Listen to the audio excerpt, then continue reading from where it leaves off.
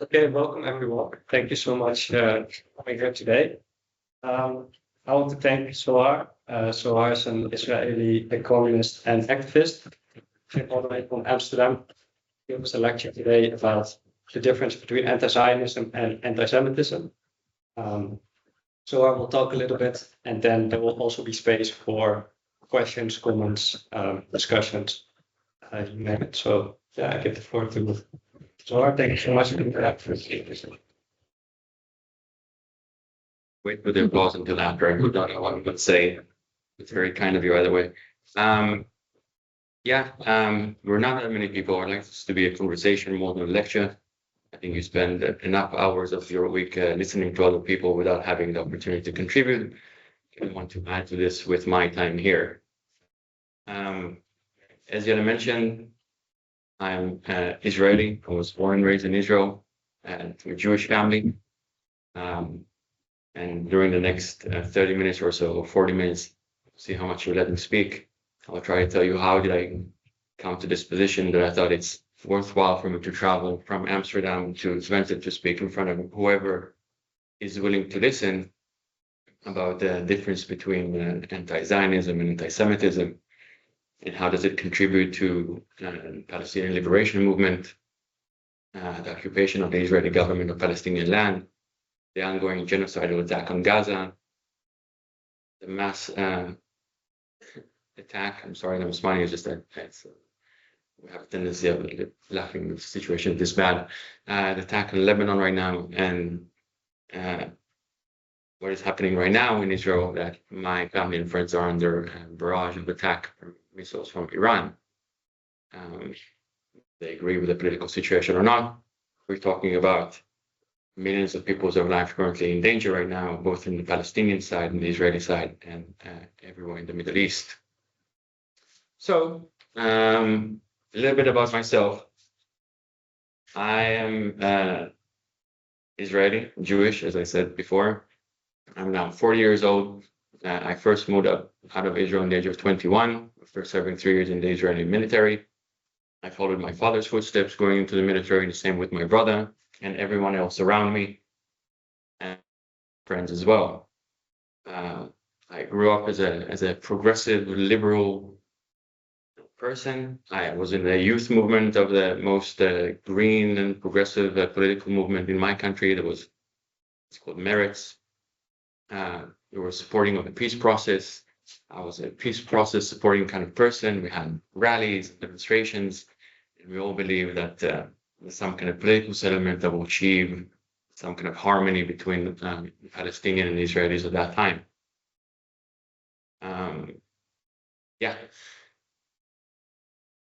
Once the police, that process turned sour.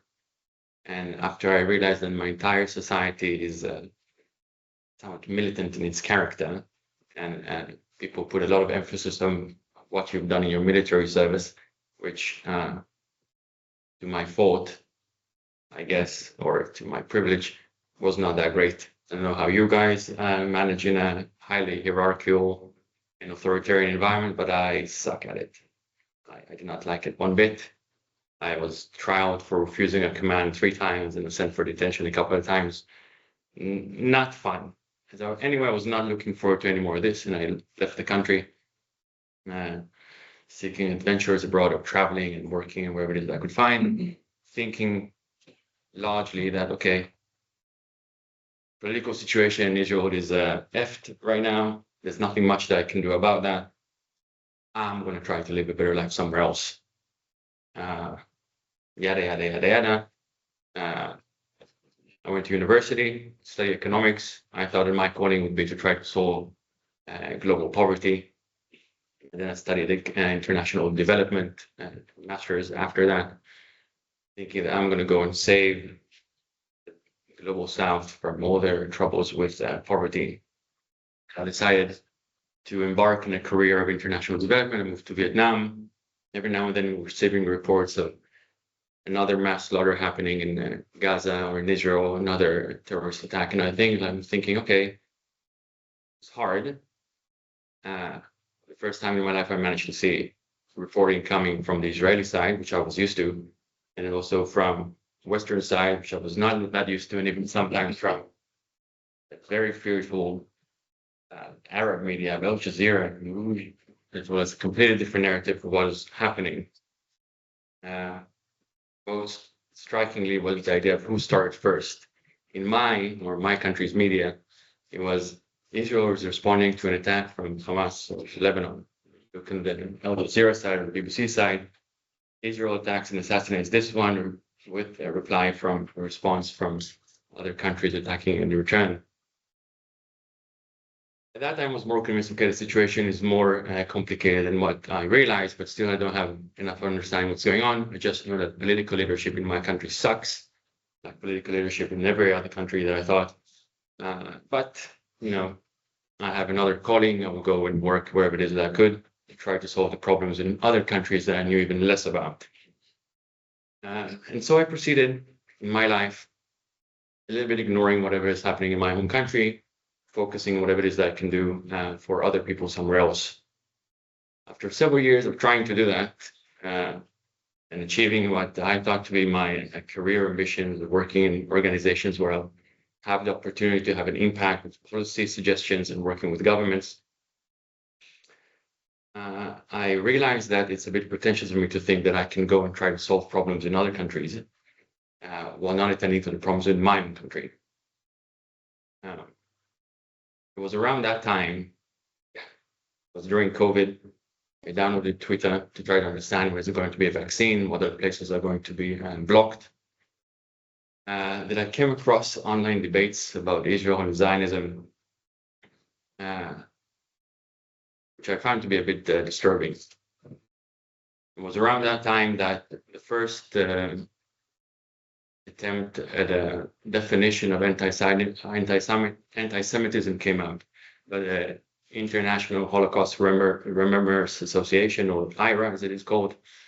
And once it came out, two other definitions came right after it by Israeli academics and artists, and after that by Jewish and Israeli academics and Holocaust studies and Jewish studies professors and others, saying that this definition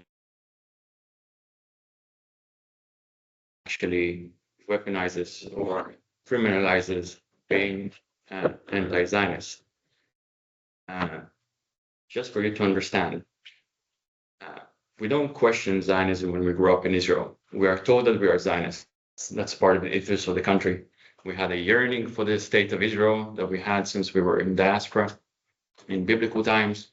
And after we were persecuted in Europe, we finally got the opportunity to establish a nation state in our historical homeland. That's the narrative we fought. It was hard. The British didn't allow us to migrate. There was the Holocaust after that. And with some fortune, we managed to achieve some kind of autonomy in a place where Jewish people are going to be safe. That's all we know about Zionism growing up. The yearning for the land of Zion and having a place where Jewish people are going to be safe, considering the fact that we were not particularly safe before that.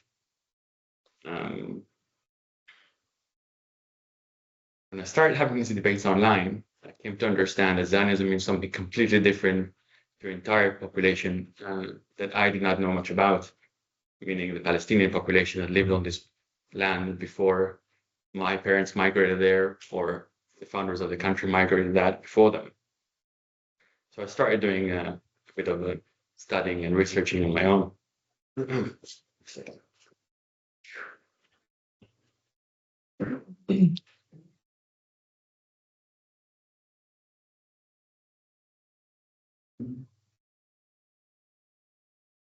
Been a while since I spoke so much. Work from home, I don't get coming home with people.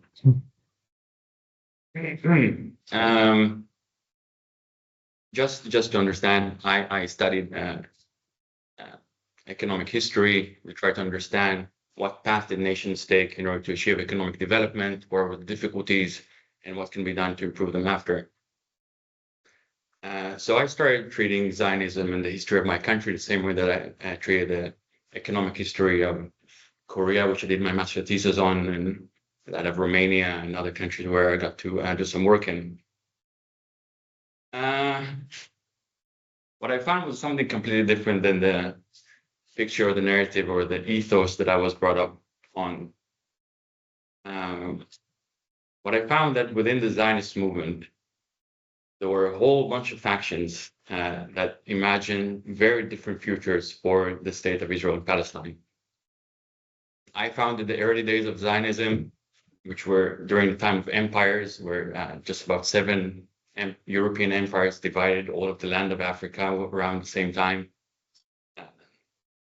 Vast majority of the global population was under the control of the British Empire, which governed most of India and parts of East Asia, together with the Dutch Empire, the Belgian Empire, and other ones. And around that time, some idea of finding a safe haven for Jewish people to escape persecution came about. Within this political movement, there were socialist Zionists, there were religious Zionists that treated this idea as a religious goal. There were general Zionists that just thought of we have a state for Jewish people somewhere, whether it's going to be in Israel or Uganda or wherever it is, just somewhere for Jewish people to escape to.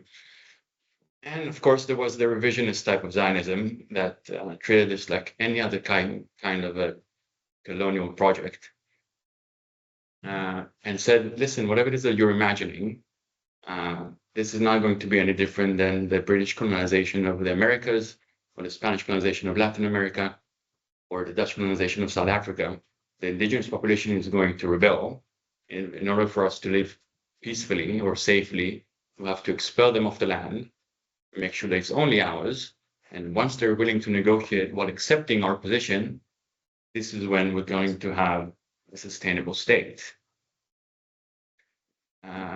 Sadly, it was this last faction that managed to take control over the entire Zionist movement.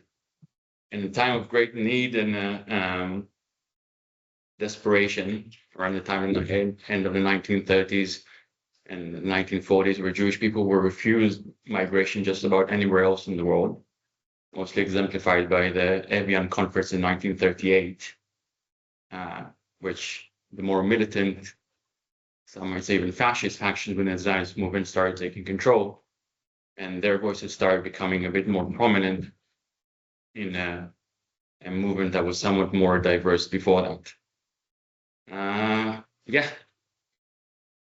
Just it's important to mention that even within the Zionist movement, it itself, within the entire Jewish diaspora, was a very fringe movement. For every one person who migrated to Palestine in the beginning of the 20th century, 40 migrated to the Americas. By 1924, there were 2 million Jewish people living in the Americas, maybe less than 100,000 living in Palestine. That, of course, changed in 1924, 1925, when the Americans started realizing they cannot open their borders to whoever it is they wish, while experiencing economic downfall of their own, and started limiting Jewish migration, which exacerbated the situation of Jewish people in Europe, and putting more pressure on trying to establish some kind of a refuge for Jewish people in Palestine. There were many, many people who opposed the idea of political Zionism, which again, it's important that we differentiate between Zionism, which is the same way that people, Rastafaris yearn for Jamaica, some Iron Zion, whatever it is, or some people dream of going to Mecca, or some people dream of visiting the Vatican. This is the type of Zionism that existed in the Jewish world in the diaspora. I would like to go to Jerusalem one day. That's it's going to be cool and amazing. Political Zionism is something really different that came about in the beginning of the 20th century, the end of the 19th century, which together with other national movements that came about, just, I don't know how many of you study politics or history or sociology, but the beginning of the 20th century or the end of the 19th century, there were a lot of political movements with a lot of ideas of how it's best for people to live their lives, whether it's socialist or anarchist or communist and many capitalists and liberal and other ones. A lot of people had really, really big dreams without too much of an idea how these are actually going to transpose into reality.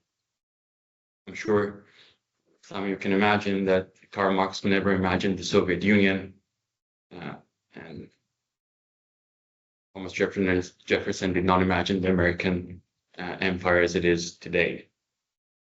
at that time, there were some needs and some ideas. What came about after is unfortunately somewhat of a result of the way that political movements normally operate. Whoever has more funds gets to determine how the reality is going to shape up after. Now, this is what happens within the Jewish nation, to the extent that we can call any group of people a nation or ethnicity or a race, something that I learned to be a social construct that is still heavily debated between people.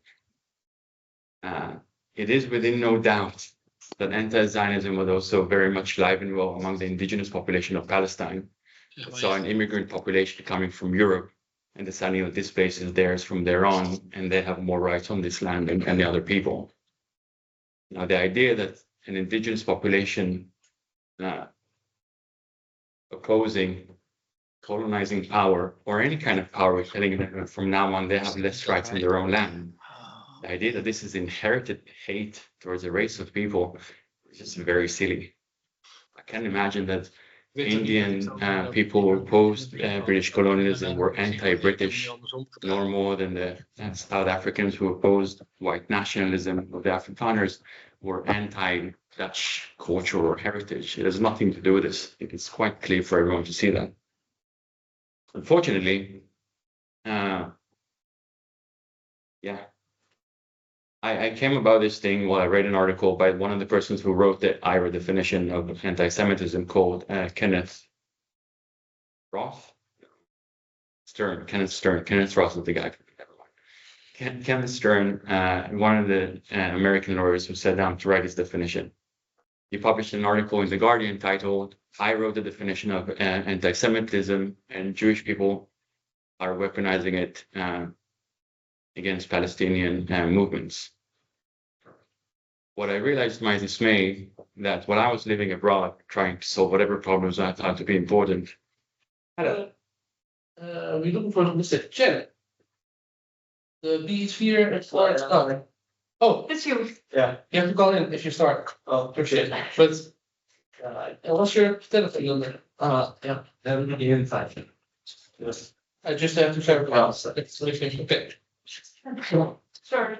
And, well,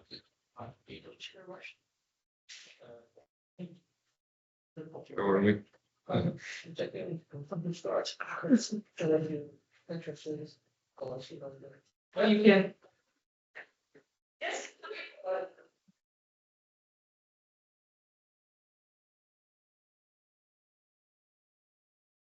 Good. So while I was living abroad and taking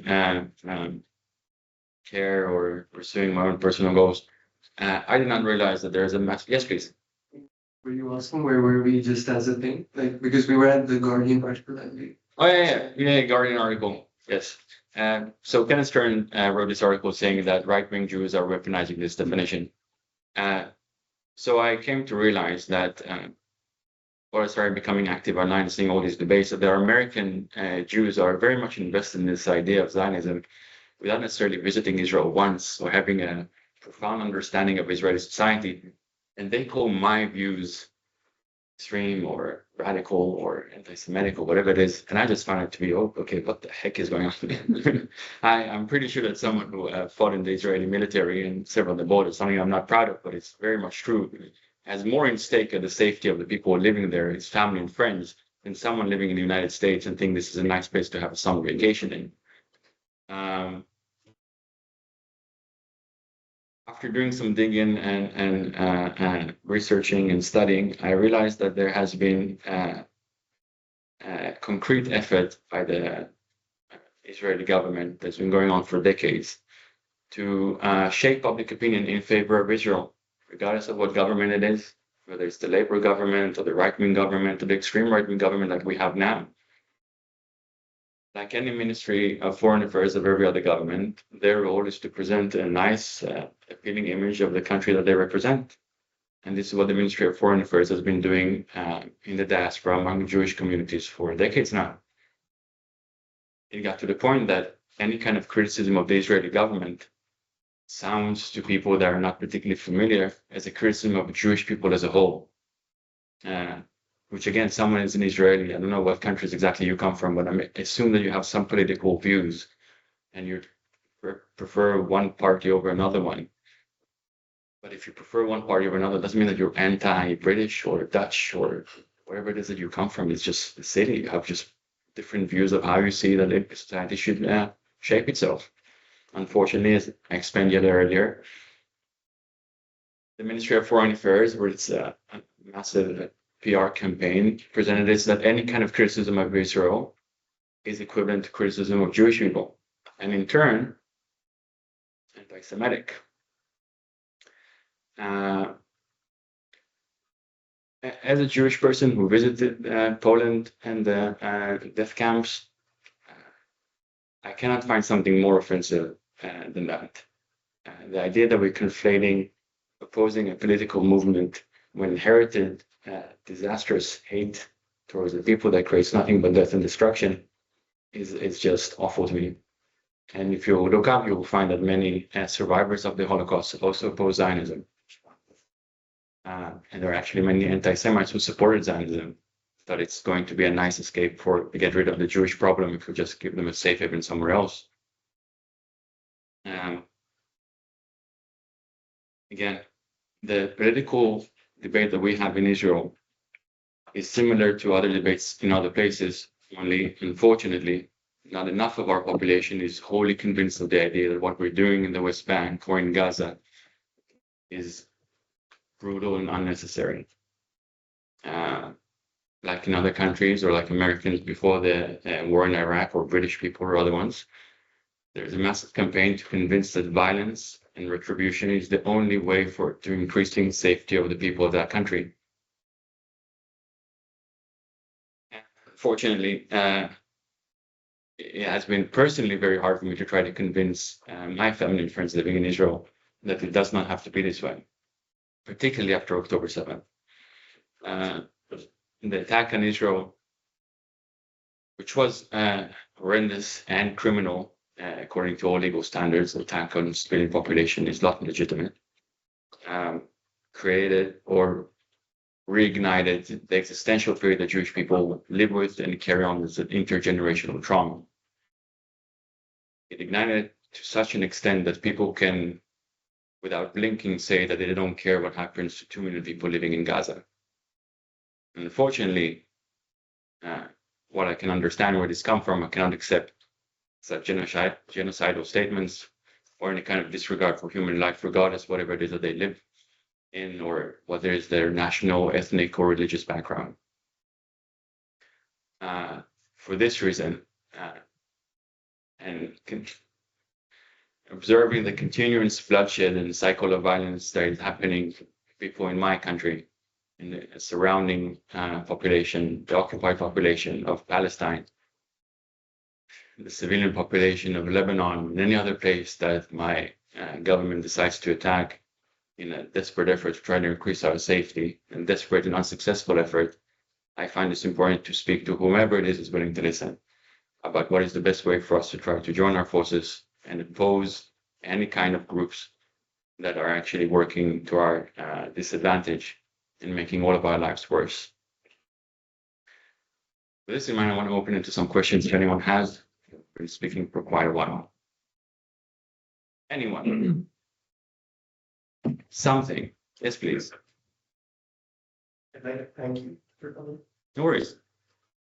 It has been quite revealing to see that what Zionism means in the sense that when you make the notion of or a dream or an ideal to try and do at least once in your life. I think that helps me understand a lot more of why people react the way they do when they're called Zionists in the connotation that this genocide brings about. Mm-hmm. I did want to ask about, so you said you went to the Israeli military, as did a lot of people around you, as did members of the family. And I think that's easier for me to understand. But when I think about the West Bank and how I've seen reports of Israeli civilians who have been armed with rifles, military-grade rifles, where they don't necessarily wear Israeli uniforms or are not in my mind, or it seems not recognized as part of the Israeli military. Mhm. Is that state sanctioned at all in your experience? Would you know what the deal is there? I'm just trying to get an insider. Yeah. So a couple of things I did not mention. One, when it comes to Zionism, there was a Zionist project of creating a Jewish homeland. And once the state was founded, it was split into different groups. There's still an international Zionist organization. And if you look up the name of Burg, the former head of the Jewish Agency and the International Zionist Organization, he refers to himself as a post-Zionist. As in, we achieved that. Now let's try to debate what kind of society we want to live in. When it comes to serving in the military and the West Bank, I was stationed in a settlement of 8 caravans when I was in my 4 months training. I did what is called 4-8. You watch the checkpoint for 4 hours and you rest for 8 hours. Do the same. I had no idea what I was doing there. What the heck am I doing? Who are these people? We share nothing in common. Like, these are religious. I won't call them fundamentalists, but highly religious people with a completely different view of reality than what I had. But I was told to go and watch over these hills without really understanding why or how. I served in the military in 2002 to 2005. At that time, there were settlers in the West Bank, but they were not as violent and disastrous as they are now. What has been going on in the past 20 years, actually 30 years, let's go back to the 80s. There's been a faction of the Israeli society called religious Zionists under the Kach movement, led by Rabbi Kahana, which was actually American, but he was very much convinced of the idea that the Israelis or the Jewish people have a divine right to all of the land of Palestine, including the West Bank. And it was his goal to try to resettle it. And his party, because of its views, were banned from the Israeli Knesset, the Israeli parliament. Everyone recognized that this behavior and this attitude is nationalistic and whatever it is that you want to call it, and does not suit Israeli values at that time. Regardless of whatever it is that we were already occupying the West Bank, Lebanon, and Gaza Strip. But they thought, okay, we're still liberal people. We cannot allow this kind of religious fanaticism in our midst. Sadly, 20 years after his successes, Itamar Ben-Gvir and other ones, who were declared as terrorists at that time, found himself in the most influential position in Israeli security as the head of the police, or minister of the economy in the case of Bezalel Smotrich, who's also responsible for administration in the West Bank. And we basically the Israeli government hand over control to the same people that they called terrorists some 30 years before now. Under these people, these kind of attacks that you're referring to have become more widespread and more frequent. In my time, there was no such thing. The main attacks and violence and repression of the Palestinian people happened under the Israeli military. And I can't say that there were any less brutal than what the Palestinian and the settler terrorists are doing right now. Again, when you're a child growing up in a liberal household, you have no access to Palestinian testimonies. Anyone who presents some kind of facts that are critical to Israel, it's just psychologically you cannot really understand it. Like, okay, all of my society is telling me that what we're doing is correct. This one person that's in one video is telling me that what we're doing is criminal. We have no right to doing that. You can't accept that. Just, okay, this guy's mental. It's crazy. It doesn't. Unfortunately, under the behest of the Israeli military, these groups started growing to the point that they started arguing with the military. And we saw this happening during the evacuation of Gaza in 2006, what we call the Itnatkut, or the separation, where Ariel Sharon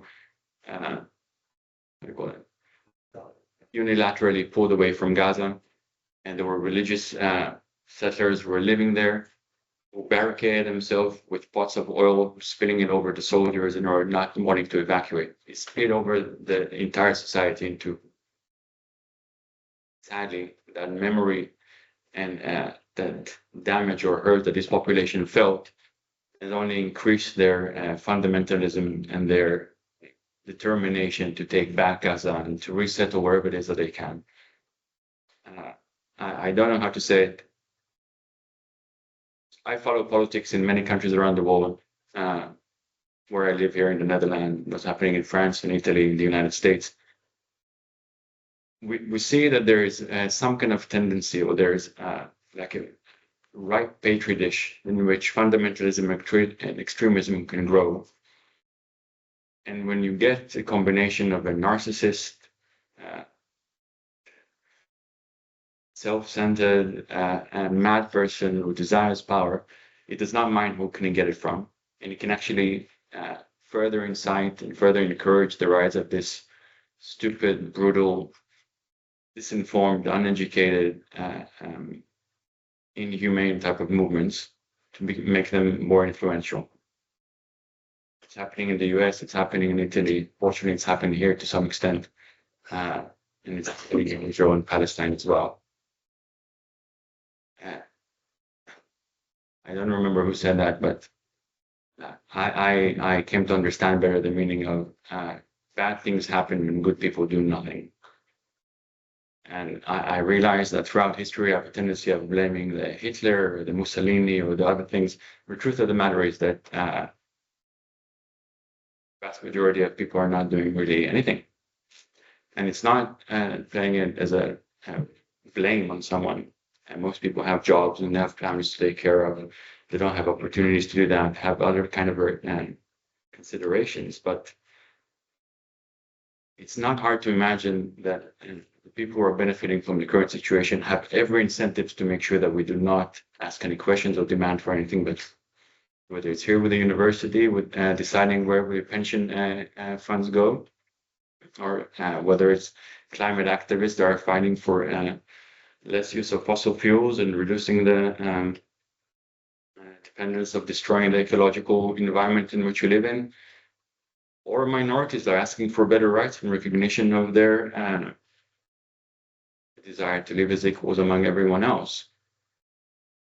Unfortunately, throughout history, if you take a look back 100 years ago, in times where women did not have the right to vote, minorities did not have the right to vote, people of color, the vast majority of the world was colonized. Not even talking about LGBTQ rights or anything like that, that was way far-fetched. Labor rights, the idea that we only need to work 8 hours a day instead of 12, that children should not be sent into the workplace, that we should get some pension or some kind of social care or services or medical insurance. All these things came by people fighting for it. It came about actually around the time where inequality was highest and people started understanding, hey, wait a second, I'm working getting pennies and the other person next to me did nothing better than me, is living large. Unfortunately, we're not that far away from that situation today.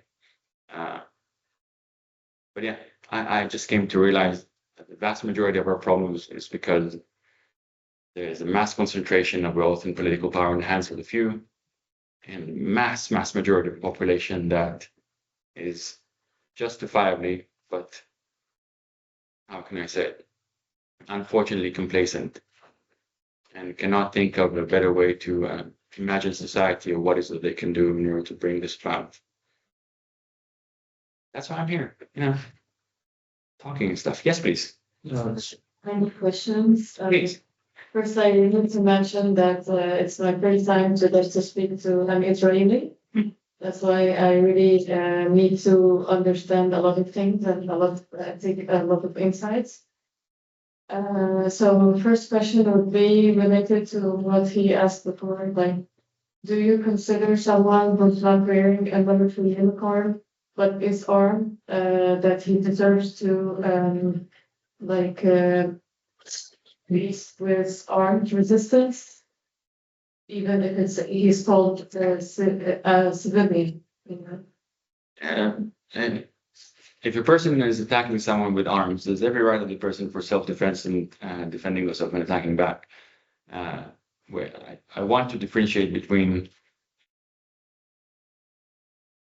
Jewish groups attack Palestinians wearing uniforms, and then Palestinian groups are going to attack Jewish groups, whether they're aware of their part of this or not. Retribution of this kind has been going on for approximately 100 years. And every time that, how can I say that? When there are innocent people caught in between, it creates a scandal and greater hate and violence. I fully recognize the right of armed resistance of an occupied group. I accept it. I'm aware of this. I'm also aware of the fact that it becomes ever more complicated when civilian population takes up arms and attacks population. I cannot, how can I say that?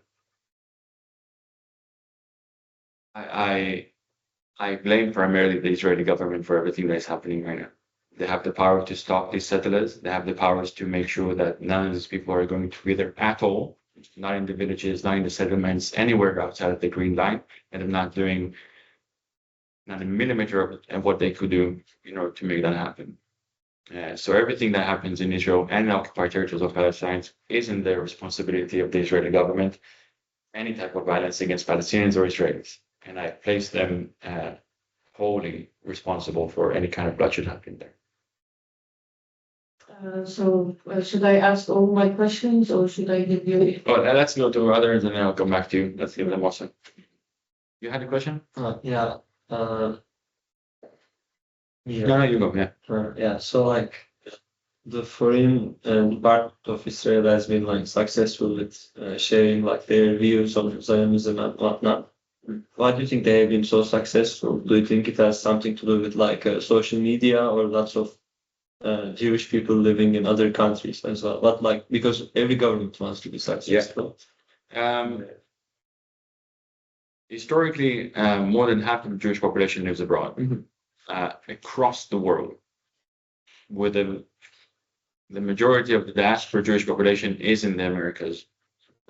It was the growing empire with land of opportunities in the 1920s, where everyone was running away from Europe, and Jewish people statistically are in the upper income brackets, and hence they have more possibility to influence politics than other groups that have less means. The efforts of the Israeli government or the Zionist movements go back way before social media. Social media is another instrument before there were newspapers and television and radio, whatever it is. And if you have the means to buy a news station or to influence the political cycle, you're more likely to do that. I don't know if you guys know Joan Mearsheimer, who wrote about the Israeli lobby. But yeah, it's one of many lobbies that go to every member of Congress in the United States, say, hey, we're willing to support you if you're going to vote anything in favor of Israel. You can refuse, just know we're making the same offer to your opponent, so it's up to you. And this is how elections are run. And the same person receives also a call from the oil lobby and the energy lobby and the arms lobby and the tobacco lobby, etc., etc., etc.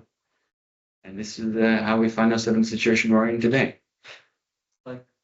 How are they like so successful in like lobbying? Because like Turkey is also trying to lobby in the United States, but they don't really get the same. Or if just as a social scientist, if you look at try to find statistically the number of Turkish people in the United States, identify as Turkish people, then look at their income situation or their relation to certain industries. And then do the same for the Jewish population and you see where you get to.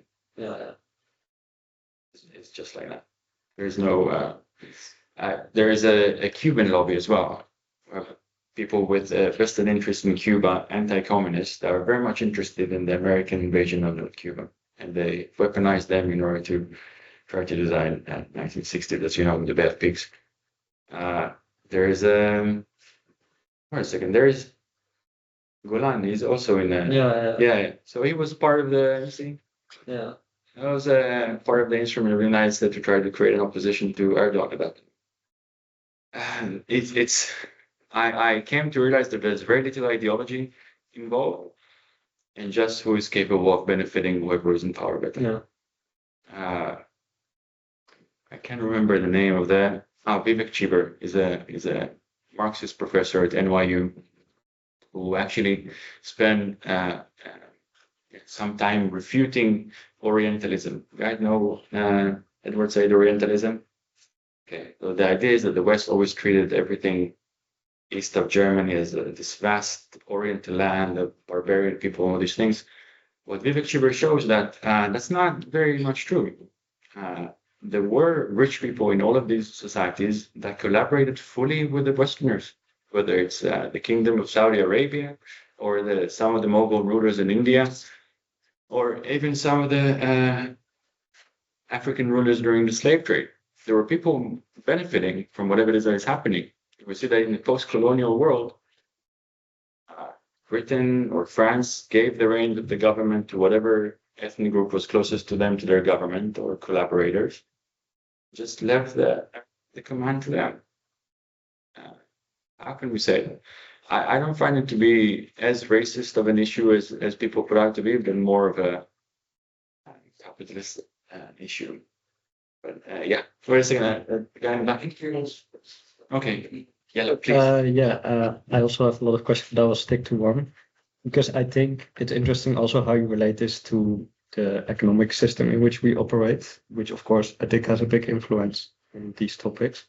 And you also said that a big problem is the inability of, I suppose you could say, the working class, or at least people who have less, to come together against people who are in power, who have more capital. Mhm. Do you have any views on how this can be improved, the situation that we're in, maybe specifically the Netherlands, or just in general as well? Love that question. I asked the same question to Noam Chomsky.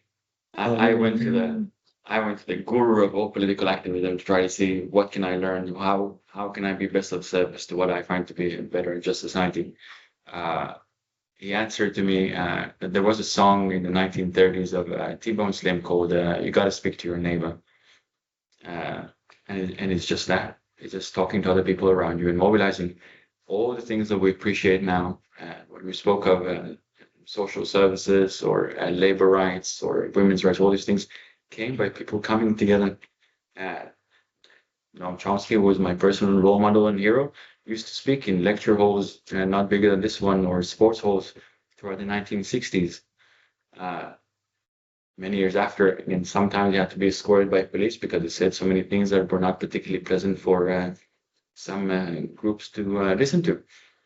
There is no other way. You speak to more people, you convince them that there's a better way, or life does not have to be this way, and you try to get them to support your cause. I don't know if how many of you or some of you are vegan or vegetarian or something like that, but it is a movement of some kind, someone recognizing, okay, it's not cool to eat animals, it's dangerous for the environment, and it's, shitty. We learn about this stuff and we change our behavior. It doesn't happen overnight. It doesn't happen for everyone the same time or in the same way. But this is how things change. We just speak and convince more, I guess. Yeah.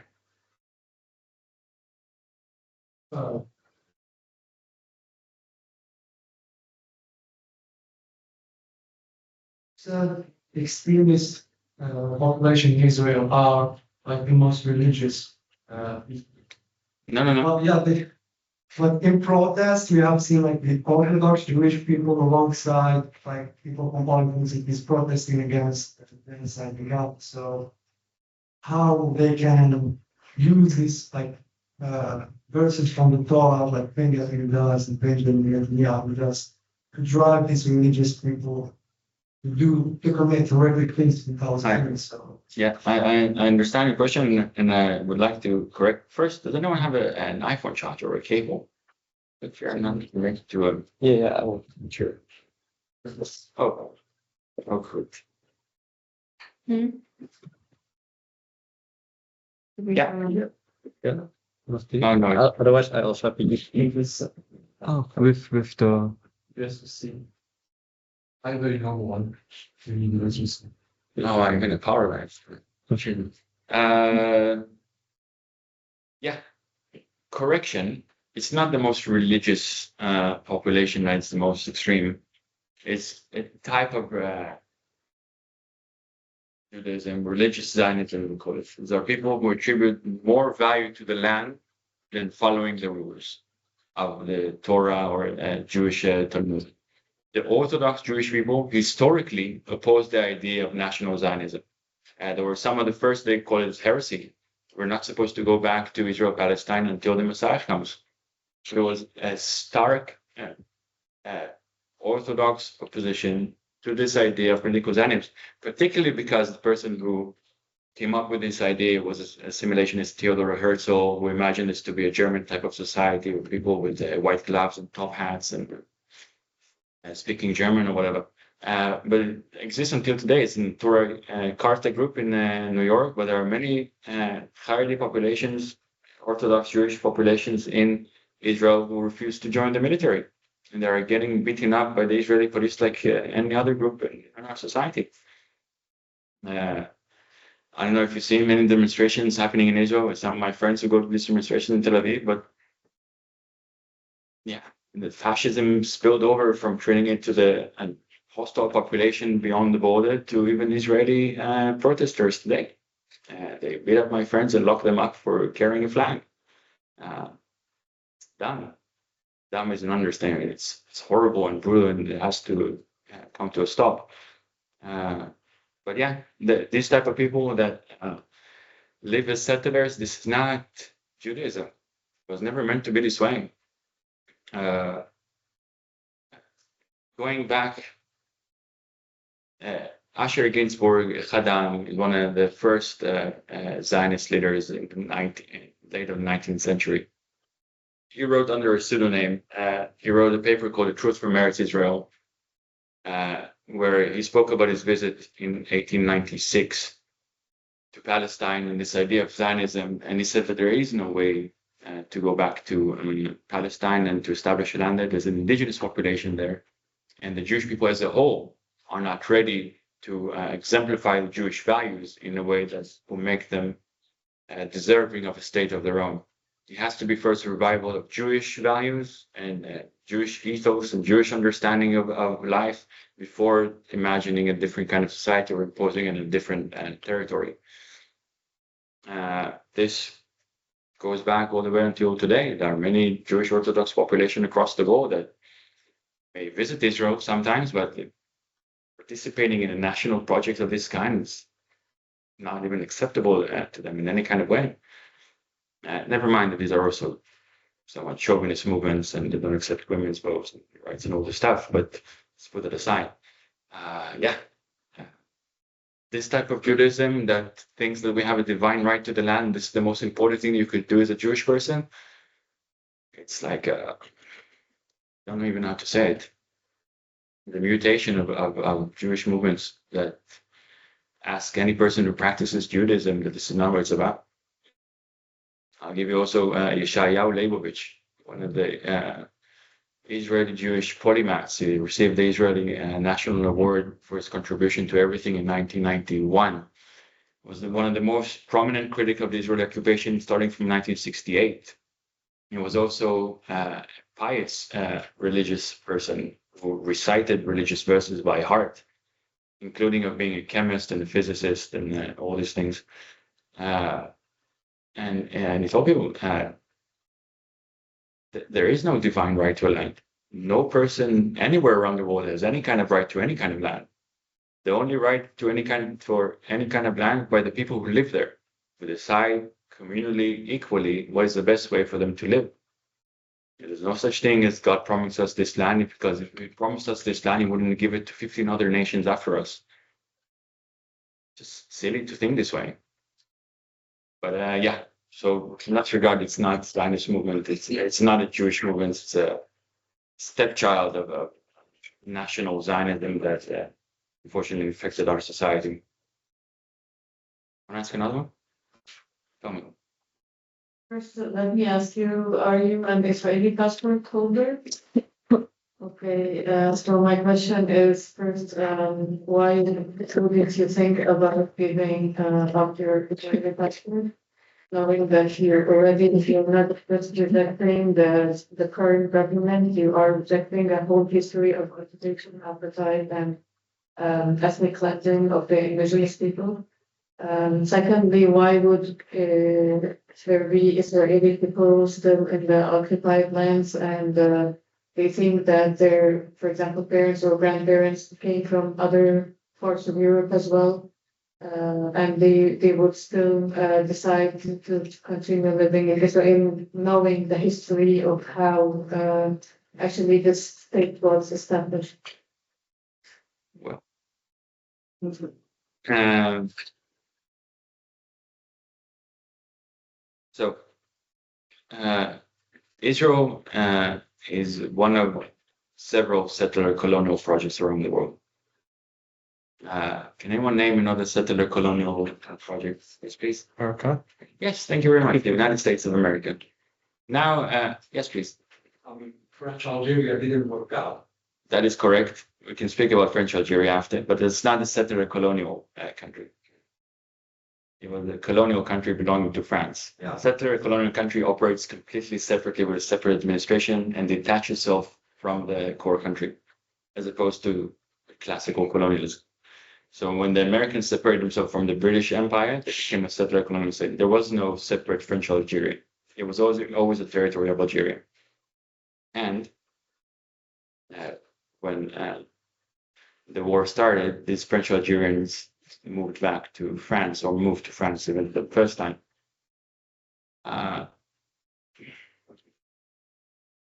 My parents came from communist Romania in the 1960s. Other people's parents came from Germany, Austria, Poland, you name it. There's another large segment of the population that came from Morocco, Algeria, Iraq, Iran, Jordan, Egypt, and others. They don't get to claim their passports again, the same way that I did. Many of them do not speak the language of their ancestors, nor do they have any relation to the kind of culture that they have. The idea that they will go back to Iraq, Yemen, Iran, or other ones is quite far-fetched. For many Israelis, again, me being here right now is me having loads of privilege and having my own idea of what I'm going to go abroad and study, and I had the support from my parents and courage or whatever it is to try and go live somewhere else. Many Israelis cannot even imagine living anywhere else. In the same way as Americans tell an Italian American, hey, you should go back to Italy and do there. Follow the Patriots and drink beer and Budweiser. I don't speak Italian. And the same thing with the Dutch American, Deutsch Americans, take anyone. After a generation or two, you lose connection to your home country. No, that is without saying that in many places in Europe, Jewish people were not really accepted as one of the people. The idea is to go back to where you were persecuted, to where your grandparents remember that they have to walk around with a yellow badge or number on their hands to be identified as Jewish people. It's a very hard concept to try to accept. In regards to me personally, why do I carry an Israeli passport? Just for logistics. How can I say it? I cannot denounce where I was born. I can do it performatively. I denounce this thing, but the question is whether that makes me the most effective person in the struggle for Palestinian liberation that I can be. If you are an American, you have a right to vote in the United States, and there's an election of Donald Trump versus someone else is not particularly better, will you be serving the people you're trying to protect best by denouncing the United States? Because this is the one who is funding all the genocide and coup around the world. I'm not 100% sure.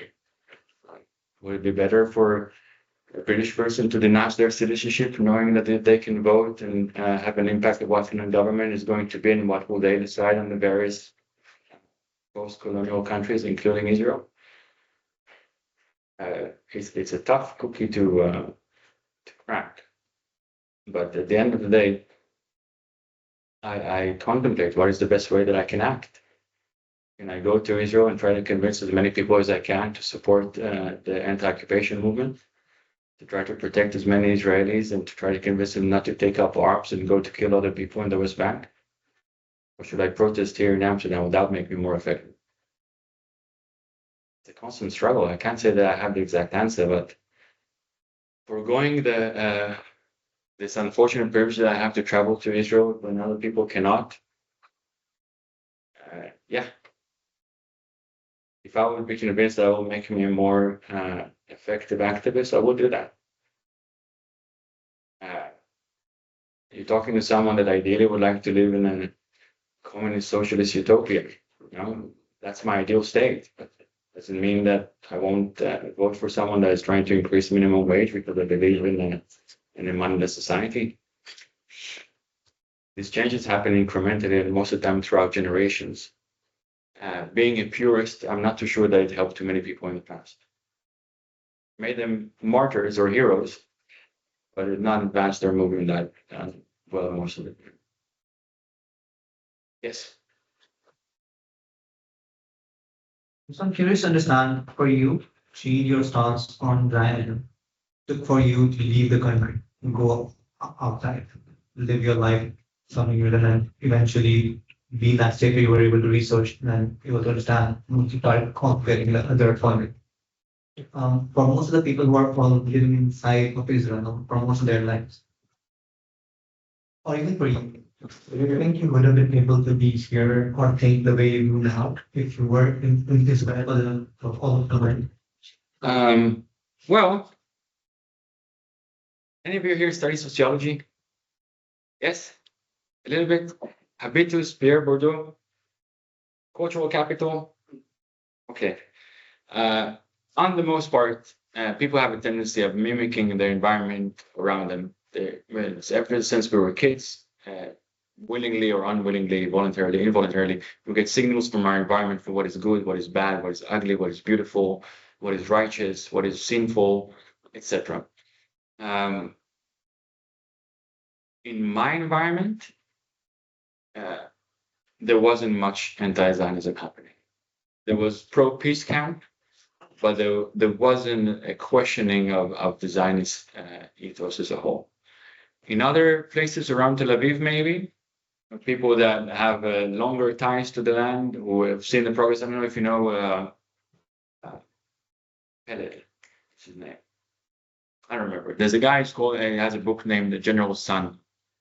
Maki Peled? Miko Peled, that's the one. If you Google him, you'll find. His father is, his grandfather signed the Declaration of Independence of Israel. His father was a massive general in the Israeli army during the Independence War and other wars after that. And he came to understand that it's all bullshit and started becoming one of the loudest activists pro-Palestinian movement. He got arrested and banned from Israel at a certain point and lives in the US now.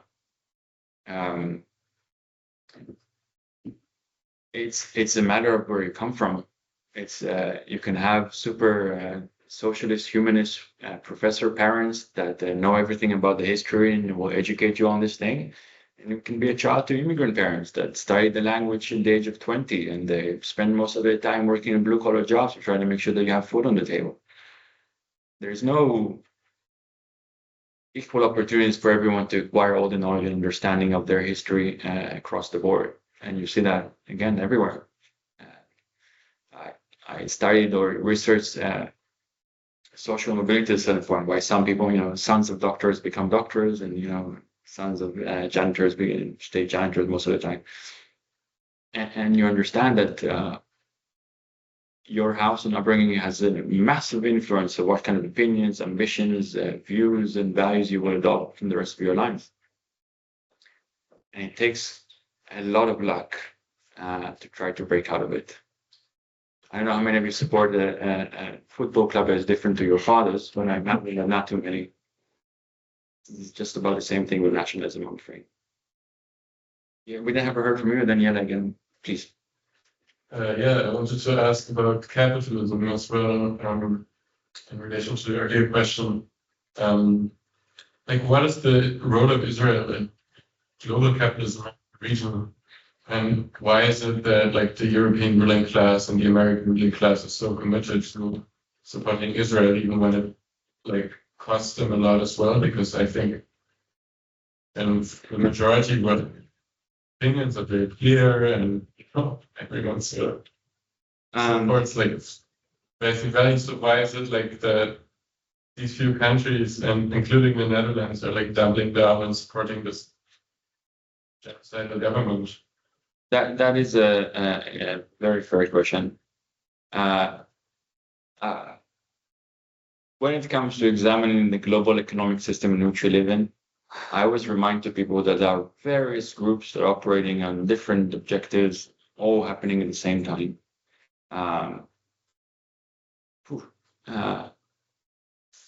The political class of Europe and the United States support Israel on many fronts because it's economically beneficial to this specific group in some kind of way, whether it's by political contribution or the immense tie that Israel has with a global superpower, which is the United States. For those of you who are not fully aware, we live in the American century, where there's one hegemonic power that has most of the control and determines who can vote on what in the United Nations. There was a vote, I think, on Cuba just the other day, and the entire United Nations, 189 out of it, 192 voted in favor of dropping the sanctions on Cuba. 3 countries voted against. Can you imagine who it was? The United States, Israel, and Ukraine. But yeah, why you can ask, what is the interest of the United States to fight in Ukraine? Definitely not ideals.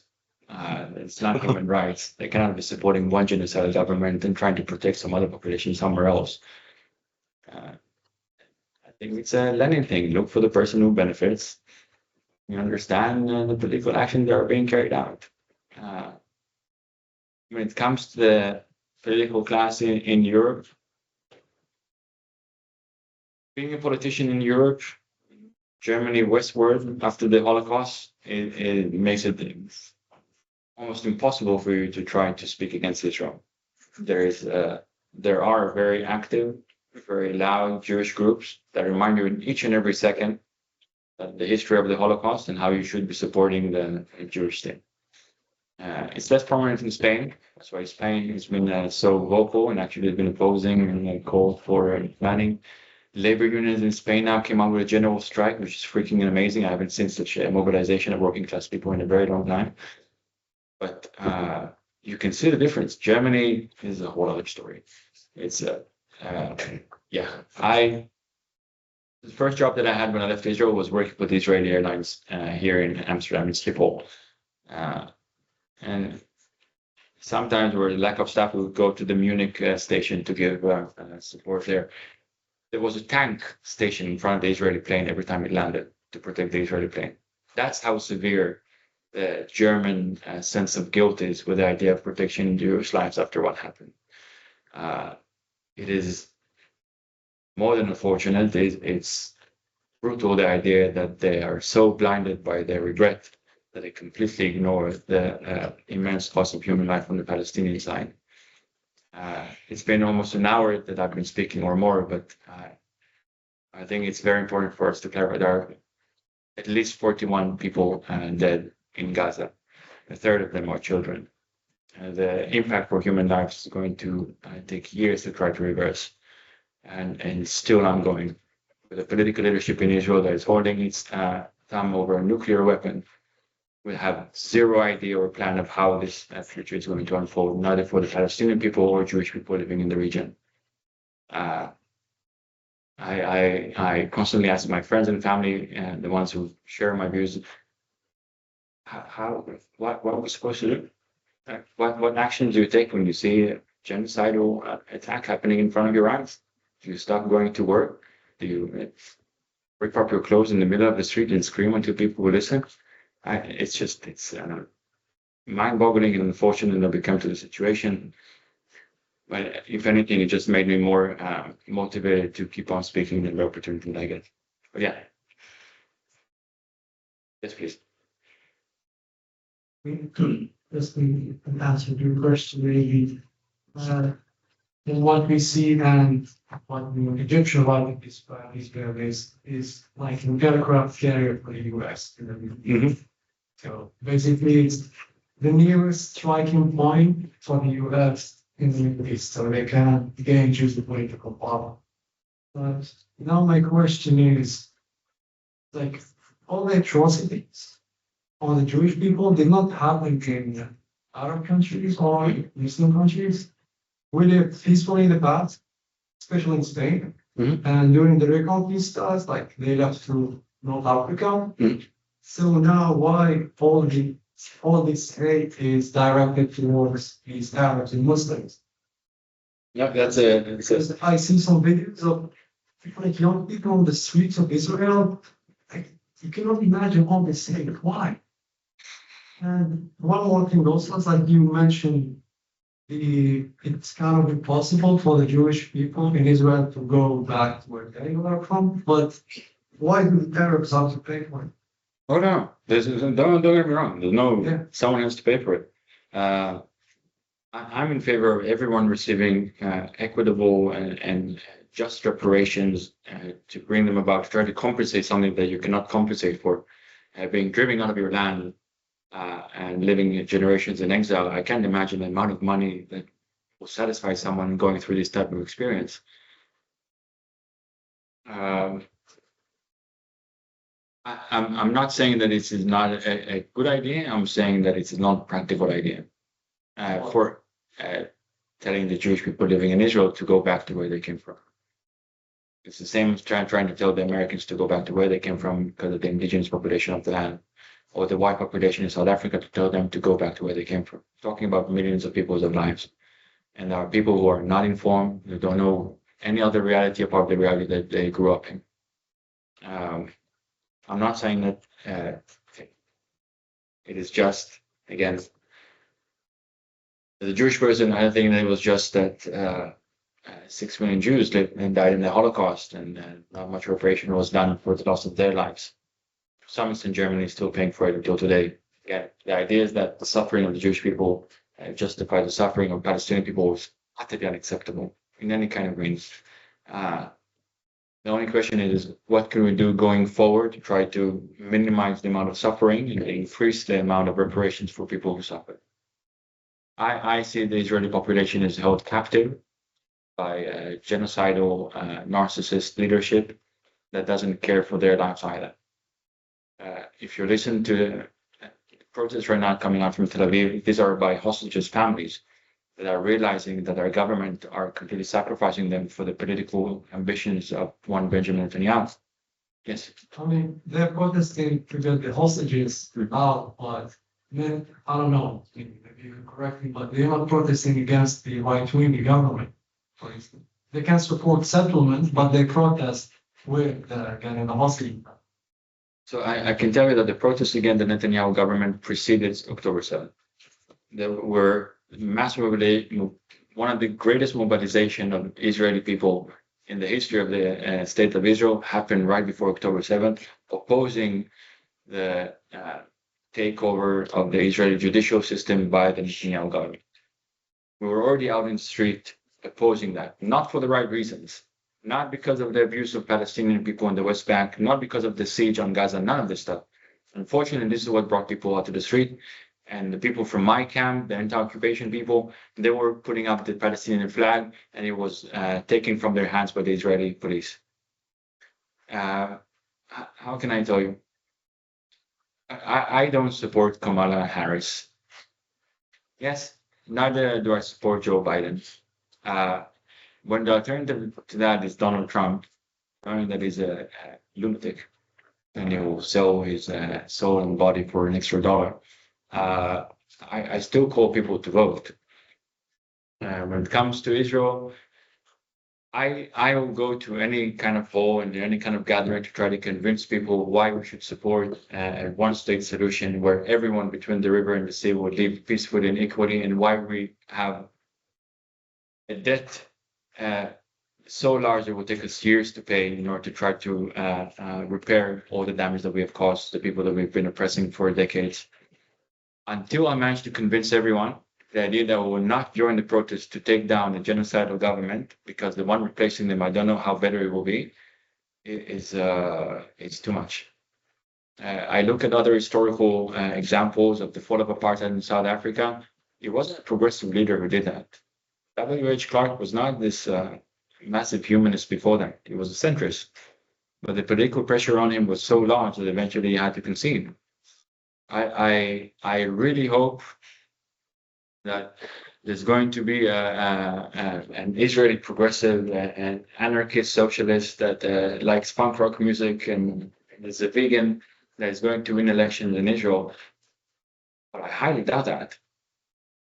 Unfortunately, for the vast majority of the population that went to the military, that's still concerned primarily about Israeli lives, I have to try to find a way to speak in their language. I will tell them, for your own safety, we have to work towards a political settlement with the Palestinians. Unless you are willing to send your children to die again, and their grandchildren, and so on and so forth, please try to consider a different future. We're saying, when we say a threat, There are no consequences of killing these Palestinians, and they wouldn't even consider giving the rights. yes, but the way it happened in South Africa was that there was an economic threat. And right now, the Israeli economy is in shambles. Never mind the damages from trying to fund and war for the past year. But this right-wing, extreme right-wing factions are robbing the state coffers and funding more settlements, more religious schools, and just about all their constituency at the expense of the tax-paying working population in Israel. When I'm saying that Israelis are being also held hostage, I also believe that Americans are being held hostage by their government, people that send tens of thousands or hundreds of thousands of people to Iraq to try to establish democracy there. I feel bad for anyone who falls under this lie. I cannot blame them because I can imagine they did not have the opportunity to learn any better. But if you're a class person from the bottom of the income ladder, and there's someone in near your high school in the age of 16 offering you a career in the military, and you go and protect your country, and everyone around you will respect you because you're carrying the American flag, I can't blame them for falling for it. I can only hope to try to speak the language in a way that will convince them that it's not the right thing to do. But yeah, it's annoying. It's challenging. But at every given moment in time, we have to consider ourselves what is the best moment for us to move forward. And if it means cutting a deal with people that we don't appreciate, the same thing with the Israeli side, we'll never negotiate with Hamas. Okay, do you want the hostages back or not? It's very simple. Right now, I want Palestinians to be free. If they tell me that I have to sit down in a conversation with Benjamin Netanyahu, I'll do it. I'll puke before and after probably, but I'll do it. So it's not about my personal benefit. It's about what is going to be the best for the people who are suffering right now. And that's the most that we can ask from people to do. Yes. I actually have some questions for you. The first one would be that on the note that you said earlier that we are witnessing complete genocide, and it's clear that it's and we as mere civilians, we sometimes feel like we can't do anything significant. We try, but we can't do anything significant to change things. For example, I come from Portugal, and the government there is a right-wing government, center-right. And sometimes there are some things the ministers say that are just plain stupid. For example, the Minister of Foreign Affairs, this conflict was already noticeable. At least there are already tens of thousands of people dead in Gaza. And he simply says, yeah, we can't consider this a genocide. And then in the majority of population in Portugal is old people, sometimes conservatives, but most of them, they think of young people like, yeah, whatever, talk, we don't care, we won't change our opinions. So my question is, as a young person in a country like this, and like this, there are many other examples, what can we exactly do to fight that mindset that either they are completely blind or they don't care, because if I can put it like that, how can we exactly fight that? Yeah. I can tell you about myself.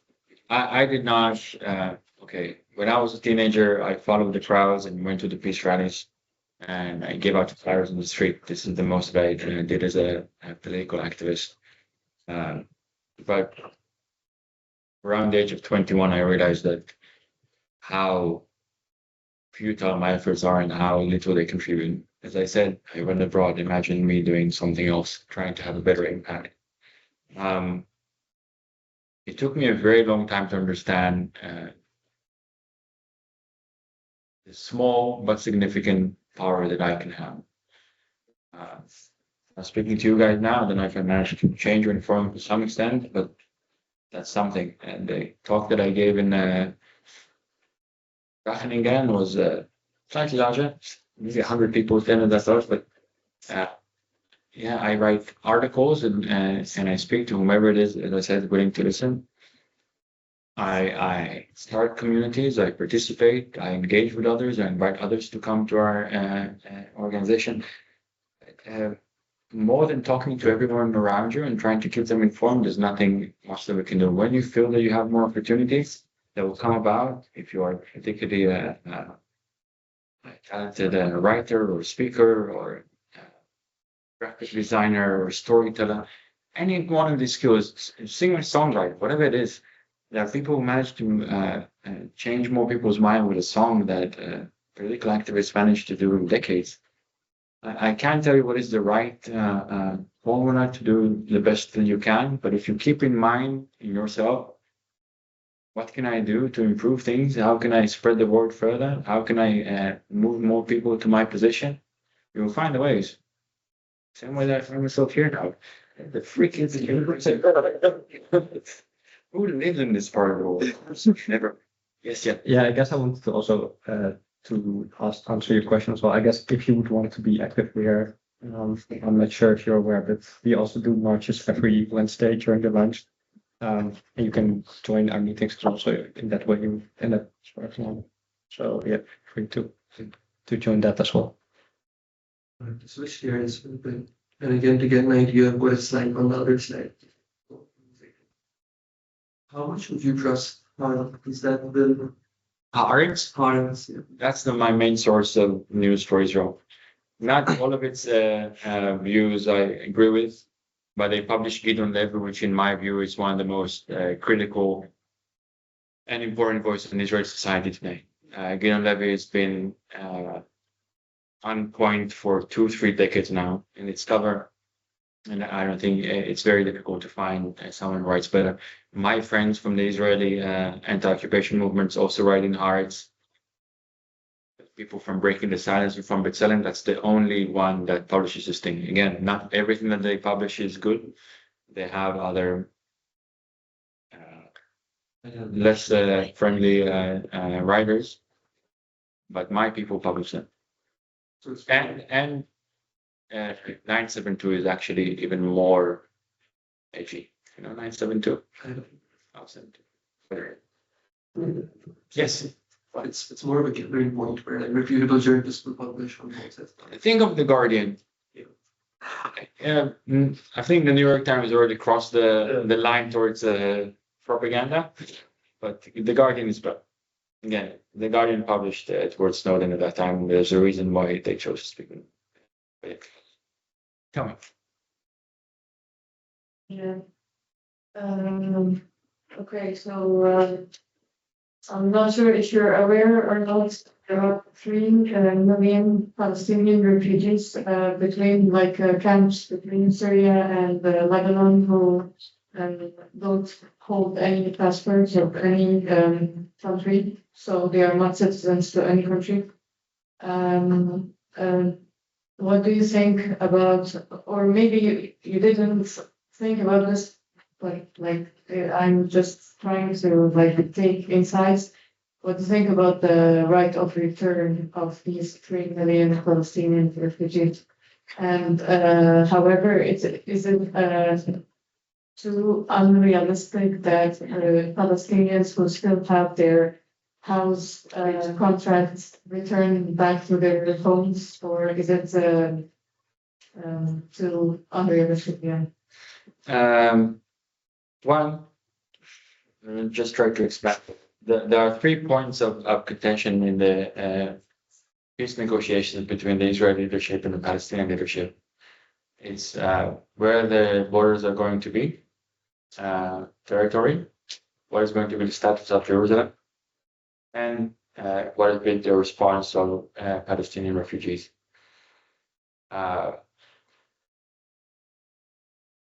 Palestinian leadership in and of itself, as the administrative power, again, corrupt and ineffective and unsuccessful and limited by the Israel occupation as it may be, for the people trying to manage the reality on the ground, I'm not wholeheartedly convinced that they are interested in an influx of 3 million people to come under their new governments.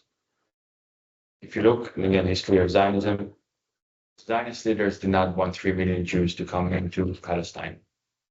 It is almost a crime to try to think that you can manage to provide food, shelter, and safety for 3 million immigrants in a country so small. The most just solution is, of course, to give everyone that has connection to the land of Palestine, Palestinian people, to come back to their homeland, without a doubt. I oppose the right of return for Jewish people, for that matter. It's not my personal opinion. I think the opinion of Abu, the former chairman of the International Zionist Organization. If Jewish people in the diaspora are persecuted and they want to come to Israel, they have to negotiate with everyone living under this land, whether their application is suitable or not. The idea that a Jewish person in America, France, or Switzerland wants to have a summer house somewhere in my neighborhood is unacceptable to me and should not be acceptable for anyone over there. Migration to any kind of part of the world, in my view, should be conditioned on the status of that person, how much they need to migrate to that place, their relation to the land before that, and the agreement of the people living there. If you ask the Palestinian population whether you are ready to take in 3 million people right now, that how can we say it? Stateless is one thing, but how can I say it? I hate to talk about this stuff, but human psychology is almost inclined to refuse any kind of option that will make the personal situation worse. So if I have a house, I'm more than happy to bring in a guest, 2 guests, 3 guests, 4 guests, 10 guests. If someone tells me, okay, 100 people are going to stay in your house, I might be less inclined to accept that. Just because I'll start thinking, what is my level of convenience? I think that ideologically, the Palestinian population in Palestine right now would like to accept 3 million people to come to live among their midst and to share everything they can with them. And when people are fighting for jobs and incomes and territory, it becomes a bit more complicated. Yeah, again, right of return for everyone that we can get there, anyone who wants to or needs. You have issues also with the Palestinian population in the diaspora. They may also want to move, even though they live comfortably in Canada or the US. Do they have the right to move back if they have the key of their house? How will that impact real estate prices for people who are less privileged over there? There's all these things that have to be under consideration of the Palestinian people. I do not want to get to determine what is going to be the migration rules of Palestinians. I don't think I have any other right or more right than the people that currently live on this land. Make sense? How can I say it?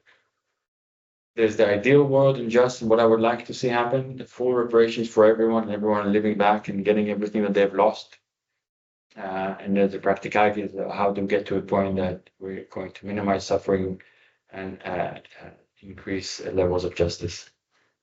I yeah, part of taxing all billionaires as much as we can and paying back to all the working class people around the world. I don't know exactly how to reach a situation of full justice for everyone. Incrementally, there are steps that we can take.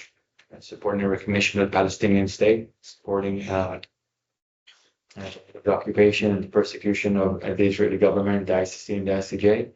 The different things that we have a mass consensus on that will bring us closer, but still far away from what we consider to be a full treatment and just treatment to the Palestinian issue. So another question related, so I would like to ask as a last question. There are the Palestinians that live inside the Israeli occupied lands, like not the West Bank, not Gaza. Palestinian Israelis, Palestinian carry Israeli passport, yeah. If we say that it's going to be two states and this is the ultimate justice for everyone, there are still Palestinians that have their homes and their lands inside the Israeli lands. And Israel as a state is a Jewish state. It's also called Israel. It's not, for example, called something neutral. So how would it be justice for the Palestinians who live under the Israeli government? They would be still under apartheid. Yes. One, the nation state law of 2018, which is a significant part of the Israeli members of parliament walked up the hole because the vote decided so much, because it was never supposed to be a Jewish state, because there's no such thing as a Jewish state. It's the fact that we all carry Jewish blood, whatever it is that this means. The population of Israel, or where I come from, the more secular population, don't want to have Jewish rules ruling. Don't want to have everyone having to wear Jewish traditional clothing. We want to have women's rights and all these things. The idea of a Jewish state is either religiously fundamentalist or plain racist. Just deciding who gets to have the vote or rights based on their bloodline. I don't find this type of mentality or political ideology different than white nationalism or black nationalism or any kind of nationalism around the things that one group has more rights than other ones. This law should be abolished immediately to make sure that every kind of groups in Israel, regardless of their ethnic, religious background, they have the similar rights across the board. And it's not happening in Israel proper right now. I did not anywhere imply that recognizing the Palestinian state, that would be the end of the pursuit for justice. This would be one incremental step towards getting that. When that happens, there's going to be a question for the Palestinian citizens of Israel, whether they would like to continue being citizens of Israel or they would like to be citizens of newly independent Palestine. But the struggle does not end there. I personally am part of a political vision. It's called Land for All, that imagines a confederation between two states. But first, we have to get to the point that Palestine is a recognized independent sovereign state. And then we can negotiate freely about freedom of movement and economic ties and making sure that there are no more checkpoints and boundaries and everyone gets reparations for whatever it is they lost. We have to get to the first step first. Right now, there's a massive international consensus. I think the last vote was 180 countries that voted in favor of recognizing the Palestinian state. It's only the United States that is blocking it in the Security Council. It is this step that is preventing us from increasing the international pressure on Israel to remove its apartheid system. One second. In South Africa, if you ask me, the fall of apartheid was also the first step towards giving retribution or good justice to the African population. It should have continued way further with economic benefits and appreciation as well. It did not get there, unfortunately. But yeah, that's not the end goal, not a two-state solution, not just we live here, you live there, and that's it. That's the one step toward further achievement of justice. Yeah. You think the solution, or like the two-state solution, will kill the land for all solution. Because if you have a Palestinian state recognized by all the world, you will have two states, and obviously Palestinian state will be like a puppet state to Israel, with no arms, no economy, nothing. So this will kill all the hope of the Palestinian people to be liberated from this apartheid regime. One, studying a little bit the history of the Palestinian national movement, I don't think that they will be deterred by any kind of solution. The struggle will continue until there will be full liberation for Palestinian people. Second, I'm a student of history. Belgium is not a real country. Sorry, I mean it is by modern standards, but it's not a national. There's no Belgian people. There are Flemish people, and there are that's the other one. And they're joining together, and they have different ideas whether to speak Flemish or to speak French. And their national capital has all three languages in order to try to accommodate everyone. They operated without a government for a few years back in 2010s or so. Talk about Yugoslavia, or Germany, or the fights between Germany and France, the 100-year war between Britain and France. Ireland, the idea right now that once after the Good Friday agreements, the battle stopped for the liberation of Northern Ireland from British occupation. It's not true. It's still going on today, and there is an increasing popular demand for a full union between both islands. The idea that the political reality, once it's determined, it forever stays this way. It's not part of history. We're constantly changing and determining what is the best way to live, where should be the boundaries of the country. Again, for any of you who are looking at the borders of African states, you will see they're not particularly following any kind of ethnic, religious, or racial lines of any kind. They're just drawn by colonialists at a certain point. And Sudan broke up to South Sudan and other Sudan. Countries changed their names to reduce their colonial heritage. It's still history and reality is still a process in the making, the way that I see it. But yeah, again, it's very hard to try to think that we have to settle for incremental steps instead of pursuing total justice. But we have to remember that these incremental steps are not the end of the struggle. They're not one step forward towards it. And I think we're already talking for way too long. Any last questions? Yes, please. I had a quick one. Yes. So like the environment in Israel for like Jewish people, it's like they are born with like a story of like survival in a sense, like not good or right earth. But like what I don't understand is like people at the United States who are also like very much supporting like all the Zionist but they aren't like born in survival and other things, and yet they are still like very. You're from Turkey? Yeah, like how is the environment in the United States so like? Do you know Turkish people abroad? Yeah. Do you know Turkish people here in the Netherlands? Yeah. Do you find them to be more nationalistic than many of the Turkish people back home? Yeah. So there is something of living abroad and you're living in a society different than you, and you yearn to a place where you are among your people, you speak your thing, and everyone's. Do you imagine this ideal? And I think some people from some minorities have it as well. I met American Jews, like I'm dying to go to, and the clerk in the supermarket is Jewish, and the driver is just like, okay, also the robber is Jewish, and also the violent police guy is Jewish, and also the criminal. All these people are Jewish, but it doesn't mean anything. I mean, I'm still getting screwed and living in one of the most expensive cities in the world. I mean, people living in Tel Aviv will say that. People turn to idealize their home country or the home of their ancestors, thinking that there it's going to be nothing but amazing. Unfortunately, again, I see that happening. Yeah, I am in many, many places, and I see. And I have Serbian friends in Canada that tattooed Serbia on their hand. You go to that's that in Serbia. Right? You have to be really mental, But when you're living as a foreigner or as an expat in your society, there's a certain feeling of home that you associate with this space, and you tend to idealize that. And it's part of my role as an Israeli person to try to diffuse this stupid dream and try to tell people what is the real reality and what is it they're supporting.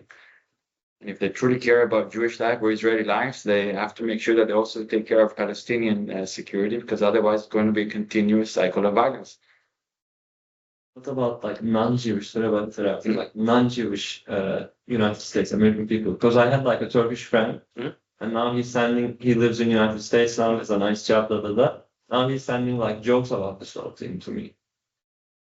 Like that's shocking. Like Jokes in what way?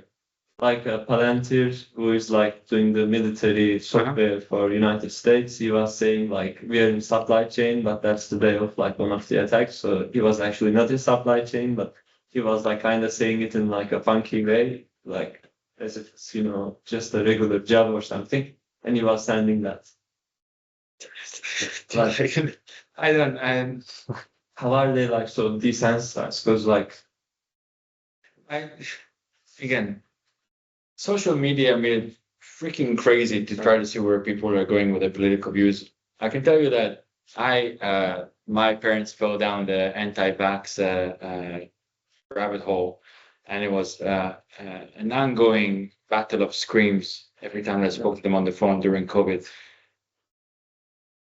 Yeah, we have phones that send algorithms that benefit from us clicking more, and sometimes if you're not careful, you can find yourself in some kind of a side of the whole ether that you don't want to be in.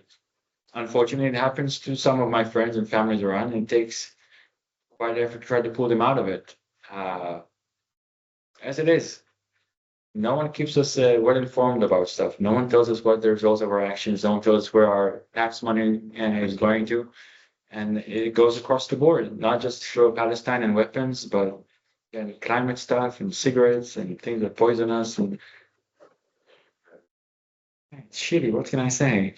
The only way around it is learn your stuff.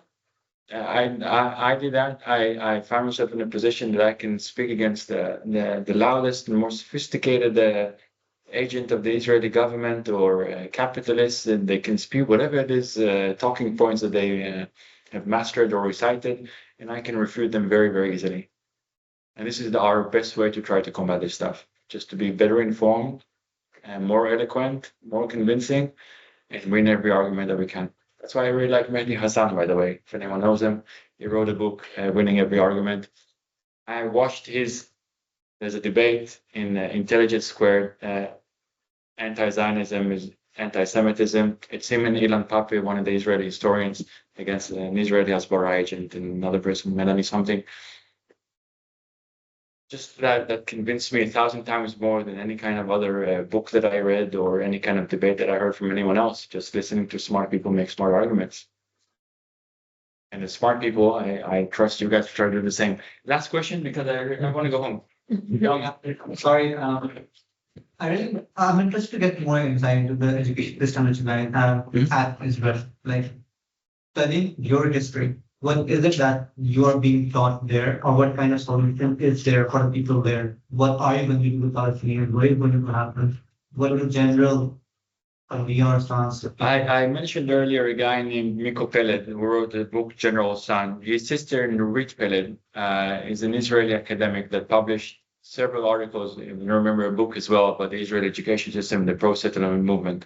She criticized heavily, and she marked and studied the deterioration in the Israeli education system that made it more, erasing more of the Palestinian narrative or identity and promoting more this righteous Zionist ideology. It's been happening gradually. And as a child, I was not aware of the occupation at all. We called it the territories. I did not know territories of what. Occupied territories, we just call it the territories. It's not evident. You get bombarded with preparations for the military ever since you're in high school. Each one of the school trips would teach you about different part of Zionism and our struggle for liberation. There's zero mentioning of the Palestinian story at all. I never met a Palestinian person until I was in the army. For the future? The future is debated between different parties. There is a faction of Israeli political leadership that views Greater Israel from Jordan all the way to Sinai and all the way to Israel. They are the fringe outside of the thingies. there is no indoctrination of how the future should be like. I can tell you that outside of the education system, the political leadership, there's not one political party part of the mixed party Hadash that is both Palestinian and Israelis. Not one of the other parties, not even the party that I used to vote for when I was 18, that can say the word the Palestinian state today or the word occupation. And this is how far right the Overton window has shifted. This is where we are today. Yes, mate. Last one, and then go over. Go, mate. The naming of the land is like land between West Bank and Gaza. If you call it Israel, I see it as falsifying history, to be honest, because it has been Palestine since forever. And you called it Israel many times during this session, so how do you see that? Can I add to this point? Yes, please. So that you're referring. Also, I am trying to let you understand our perspective as well as Muslims and Arabs, how we view Israel. It has been a historical trauma for us. It's nothing that would be forgettable. It's like easily forgettable. So it has to be like for us, what we view, it has to be radically changed. In order to get past it. But otherwise, what we have experienced, not just as Palestinians, but as like all lands surrounding Israel, is a lot, and it's a long history of stabilization and yeah. I acknowledge that, and I'm fully aware. To this, I normally answer to people. In the past decade or so, really from economic reasons, some 30,000 Israelis have moved in. You guys know the history of Berlin when it comes to how we treated Jewish people before? The capital of the Nazi party. I wasn't there. I know you weren't, but for people in my previous generation, the idea of going to Germany or speaking German or visiting these places was unfathomable. Generation after, I don't care. I mean, I'll go there on a visit, but I have no consent. I have no resentment towards the Jewish people, the German people living there, or the Romanian people that put my grandfather on a death train or trying to, or the Spanish people who deported all the Jewish people in the 1500s. People eventually, after some time, look at the reality in front of them and make the best decisions for them. I'm not saying that this is what should happen. I'm telling you this is what normally happens. I work with Palestinians in Palestine. Can talk about a future, a common future for Jewish people and Palestinians there. It is an issue that it's sometimes a type of conversation that doesn't happen here in the diaspora, abroad, by Palestinians who are, again, idealizing what is the state of Palestine and think of a radical change in order to make this type of justice. But speak with Palestinians on the ground. Most of their desire is for a chance for a better life and be completely liberated from any kind of oppression by another people. If they can live normally, equally, the same way that we live out here among Muslims and Jews and Hindus and whatever it is, and just go to work, put your child in school that will be safe, that's what most people want. If they could, most people would not be politically active. They would come back home from their work and make themselves some nice dinner, sit with their family, maybe watch some TV and go to sleep. When it comes to calling it Israel, I have friends who call it the Zionist entity. I don't know if it makes it any better. For Jewish people, historically, that part of the world was called Israel. For Jewish people. 80 years. No. How can I say it? Asher Ginsburg had down when the first prominent cultural Zionist. This letter in 1895 was called Truth from Eretz Israel. Jewish people called this part of the world Israel. Palestinians, Roman, and other world call it Palestine. Myanmar is called by one minute by some people and a different name by another one. Trying to think of other parts of there are many parts of the world that two people call it by a different name, whether it's the Alsace region that is called one thing by the Germans and another thing by the French. There are disputes all across the world. Romania, Transylvania is called by a different name by Magyar land and the Hungarian population there. It goes all the way around, saying that the way that we have been calling it historically is not just, and by calling it by a different name, we'll make it for easier and more effective. Okay, the same thing going with announcing my passport. Is this the best way for me to express my views or to make an impact? I don't know. Again, I couldn't care less if it would be called Israel or Palestine or the magical kingdoms of jelly beans. I really couldn't care less. I don't care what flag do they have on. I don't care what is it that they salute. I just want people to live peacefully and nicely. I understand that for a lot of people right now it's tied with national liberation. To me, it's tied with the communist revolution. That's the only way for me to try to achieve a just solution for just about everyone. It's not a personal preference. It's just a matter of convenience. Calling it Israel, calling it the state of Israel, calling it the Zionist entity, whatever it is that gets the message across that what I'm aiming for is a just possibility for everyone on this land. I'll use that one. But yeah, on that note, thank you very much for your time.